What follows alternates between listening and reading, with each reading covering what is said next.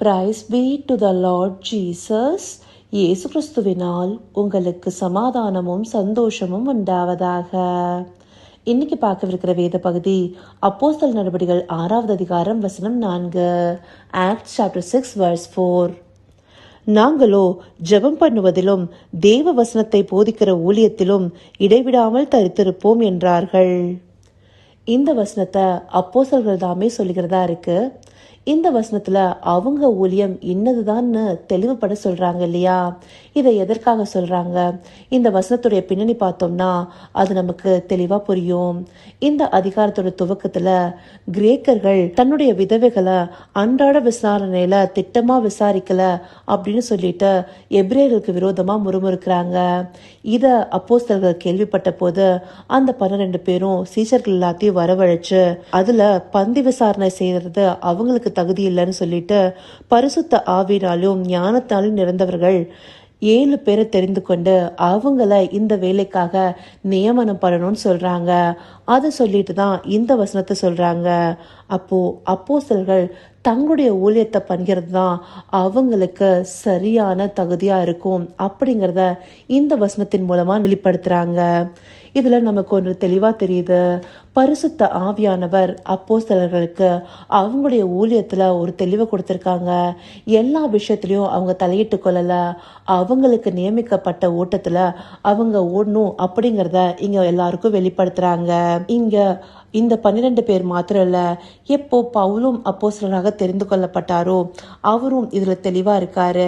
அதனாலதான் ரோமர் 12வது அதிகாரம் 6வது வசனத்திலிருந்து 8வது வசனம் பார்த்தோம்னா, நமக்கு அருளப்பட்ட கிருபையின்படியே நாம் வெவ்வேறான வரங்களுக்குள்ளானவர்களானபடினாலே நம்மில் தீர்க்க தரிசனம் சொல்லுகிற வரத்தையுடையவன் விசுவாச பிரமாணத்திற்கு ஏற்றதாக சொல்ல கடவன். அதுபடி ஊழியர் செய்கிறவன் ஊழியத்திலும் போதிக்கிறவன் போதிக்கிறதிலும் இப்படி அவங்களுக்கு நியமிக்கப்பட்ட வேலையில அவங்க சரியா அந்த விஷயத்த செய்யணும் அப்படிங்கறத பவுலடியார் சொல்லியிருக்காரு. அது மாத்திரம் இல்ல, தன்னுடைய ஊழியத்தை பத்தி சொல்லும் போதும் 1 கொரிந்தியர் 1 அதிகாரம் 17வது வசனத்துல ஞானஸ்தானத்தை கொடுக்கும்படி கிறிஸ்து என்னை அனுப்பவில்லை, சுவிசேஷத்தை பிரசங்கிக்கவே அனுப்பினார். கிறிஸ்துவின் சிலுவை வீணாய் போகாதபடிக்கு சாதுரிய ஞானம் இல்லாமல் பிரசங்கிக்கவே அனுப்பினார். இந்த வசனத்தின்படி அவர் ஞானஸ்தானம் கொடுக்கறதுக்காக வரல, கிறிஸ்துவனுடைய சுவிசேஷத்தை பிரசங்கிக்காகவே வந்திருக்கேன்னு சொல்லிட்டு தன்னுடைய ஊழியத்தை பத்தியும் அவர் அங்க தெளிவா விளக்குறாரு. இந்தபடியா எல்லாத்தையுமே ஆண்டவர், அதாவது ஒவ்வொருவரையுமே ஒரு குறிப்பிட்ட அழைப்புக்காக தெரிந்து கொண்டிருக்கிறாரு. எபேசியர் 4வது அதிகாரம் 12வது வசனம் 13வது வசனத்தை எடுத்துட்டோம்னா கூட, பரிசுத்தவான்கள் சீர்பொருந்தும் பொருட்டு சுவிசேஷ ஊழியத்தின் வேலைக்காகவும் கிறிஸ்துவின் சரீரமாகிய சபையானது பக்தி விருத்தி அடைவதற்காகவும் ஆண்டவர் 5 வகையான ஊழியங்களை கொடுத்து சிலரை தெரிந்து கொண்டேன்னு சொல்லியிருக்காரு இல்லையா? அப்படி ஒவ்வொருத்தரையும் ஒவ்வொரு அழைப்பிற்காக அவருடைய சித்தத்தின்படி அழைத்திருக்கிறாரு. அதை தெளிவா தெரிந்து கொண்டு அதன்படி நடக்கிறது தான் எல்லாருக்குமே சரியாக இருக்கும் அப்படிங்கிறத இந்த வசனங்கள் காண்பிக்குது. இது எல்லாமே செஞ்சாலும், அதாவது வரங்கள்ல வித்தியாசம் இருந்தாலும் ஆவியானவர் ஒருவரே, ஊழியங்கள்ல வித்தியாசம் இருந்தாலும் கர்த்தர் ஒருவரே. இதை 1 கொரிந்தியர் 12வது அதிகாரம் நமக்கு காண்பிக்குது இல்லையா? அந்தபடி நம்மள நடத்துற ஆண்டவர் ஒருவர். ஆனா நமக்கு பகிர்ந்து கொடுத்த ஊழியங்கள் படியும் வரங்களின் படியும் நாம செயல்படுகிறது மிகவும் அவசியமா இருக்கு. அத இந்த வார்த்தைகள் நமக்கு போதித்து காண்பிக்குது.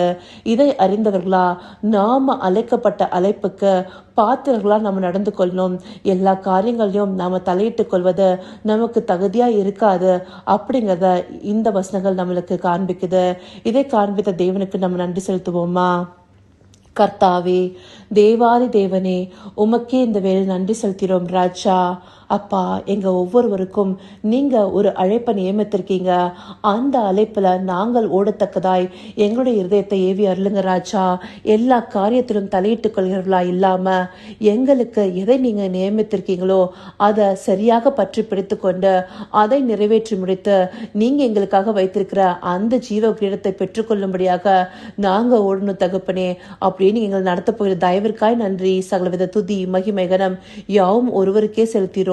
இயேசு கிறிஸ்துவின் மூலமாய் வேண்டிக் கொள்கிறேன் பிதாவே. ஆமென், ஆமென்.